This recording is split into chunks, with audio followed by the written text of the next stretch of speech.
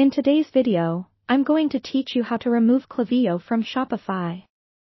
Whether you need to switch to a different email marketing platform, or you simply no longer require Klaviyo's services, this guide will walk you through the entire process effortlessly. Let's begin by accessing your Shopify admin dashboard. First, you're going to log into your Shopify account using your credentials. Once you're logged in, navigate to the left-hand side of the dashboard where you'll find various options. Look for Apps and click on it. This is where you can manage all the applications currently installed on your Shopify store. Upon entering the Apps section, you'll see a list of all the applications that you have integrated with your Shopify store. Scroll through this list until you find Klaviyo. Once you locate it, you'll notice that there's an option right next to it labeled Delete. Go ahead and click on Delete. A pop-up window will appear, asking you to confirm your decision to remove Klaviyo. This step is crucial because it ensures that you really want to go through with the deletion. If you're sure, proceed by clicking on Delete once more to confirm. With Klaviyo now removed from your Shopify store, it's important to ensure that any residual bits of data or code left behind are cleaned up. For this, navigate to the settings in the bottom left corner of your Shopify dashboard. Here, you'll find an option called Files.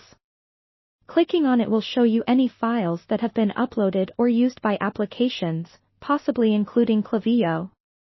Double-check and remove any files related to Klaviyo to free up any unnecessary storage usage. If you've used Klaviyo scripts, like pop-up forms or embedded content, you also want to ensure these are no longer running on your site. So, go over to the online store from your dashboard menu, then click Themes. Here's where you'll take a close look at your theme's code to ensure there aren't remaining snippets related to Klaviyo. This part requires you to possibly dip into your theme's HTML CSS files, like theme.liquid. If you're unsure about this, it's always wise to consult Shopify's help documentation or seek professional assistance to avoid accidentally breaking your site layout. And there you have it, you've successfully removed Klaviyo from your Shopify store.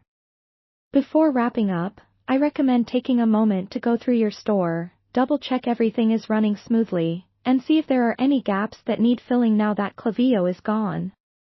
If you're planning to replace Klaviyo with another email marketing tool, setting that up sooner rather than later would ensure you maintain continuous support and communication with your customer base. I hope this video helps make the process easy, and should you have any questions or run into any issues, feel free to reach out in the comments section below. Thank you for watching, and have a great day.